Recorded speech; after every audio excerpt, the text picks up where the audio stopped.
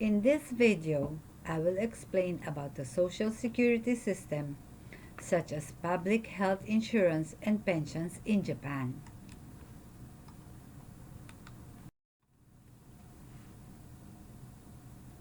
To all citizens living in Japan, even foreigners, must also subscribe either health insurance of the company you work for or national health insurance. If you join this system and pay insurance premiums, if you got injured or sick, you will not be responsible for all the expenses of getting medical examinations, treatments at hospitals, and buying medicines at dispensing pharmacies. In addition, there is also a high-cost medical treatment system, in which if you pay more than a fixed amount within a month, the amount that you exceeds will be returned to you if you apply.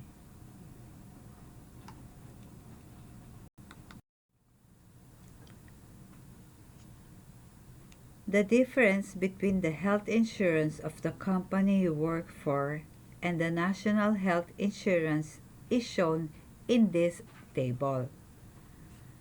The application procedure is done by the company where they applied for your SSS.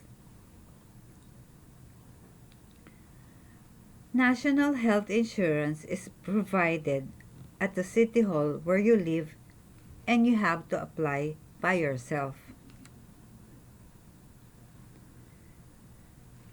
You have to pay the insurance premium every month, but if you are subscribed by your company with SSS, it will be automatically deducted from your salary. National health insurance is paid at a bank or convenience store using the payment slip sent to you from the government office. If you register in advance, you can apply for a bank transfer from your bank account. If you subscribe this system, you can get benefits when you give birth or when you have to take days off due to illness or injury.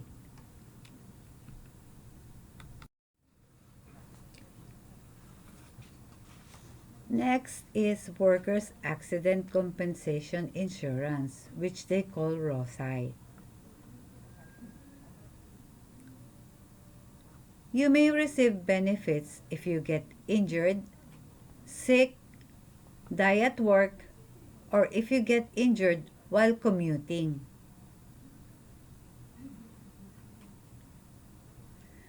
This benefit can be obtained if you or your employer applies to the Labor Standard Inspection Office and acknowledges that you have been injured or ill due to your work.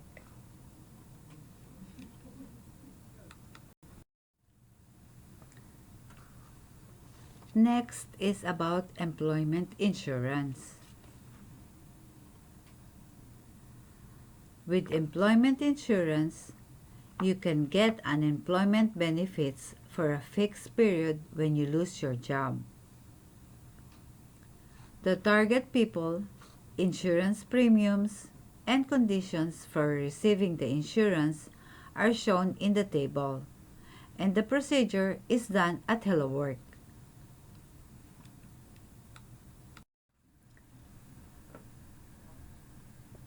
Next, I will explain the Japanese pension system.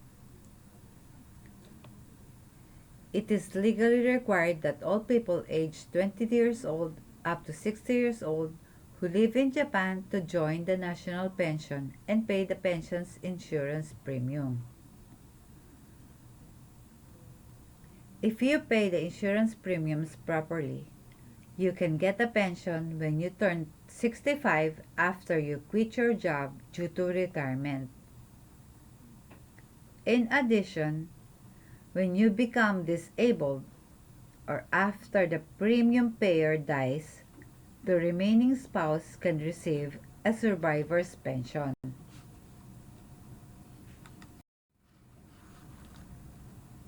Of the pensions, the welfare pensions is enrolled by those who work at companies or business establishments.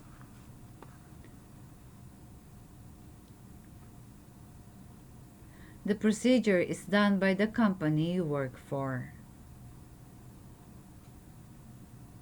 Insurance premiums are deducted from your salary every month.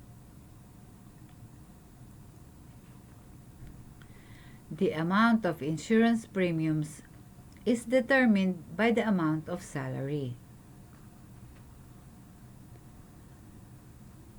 If the company you work for does not have this pension, or if you are self-employed or unemployed, you must apply for the national pension yourself. The procedure is done at the city office where you live. Insurance premiums are paid at banks, post offices, and convenience stores using the payment slip sent by the pension office. As with your health insurance, you can also apply for a bank transfer from your bank account.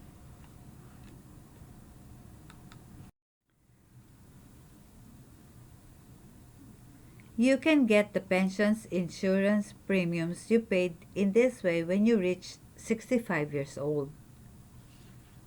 This is called the old age basic pension. Also, if you have a disability, you can get a disability pension. The survivor's pension at the bottom of the table is paid to spouse and children who have been left behind.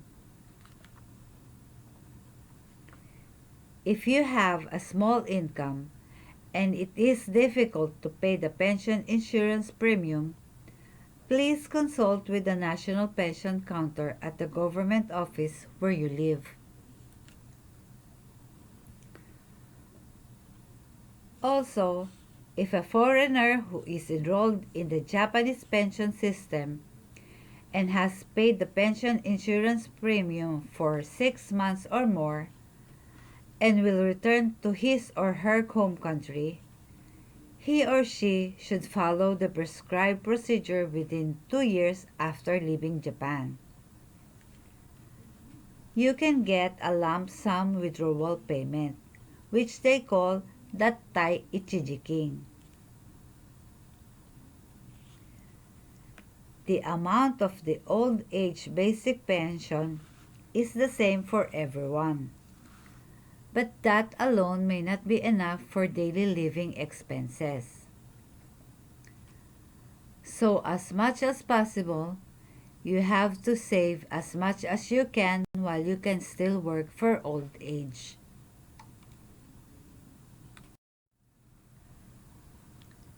If you spend all your monthly salary, you will be in big trouble, like if you get sick, get injured and cannot work because of your child's education expenses, car registration, car replacement, and the old age I just talked about.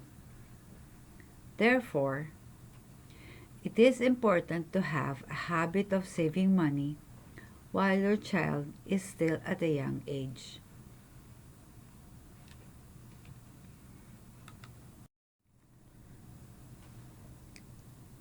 For those who cannot live on their monthly salary, or those who can but cannot save money, use some app to find out how much you spend each month. If you find that you are using too much, it is important to reduce the number of times you go shopping, and it is also important to have the cooperation of the whole family. Let's manage the household budget not only for now, but also for 10 years from now.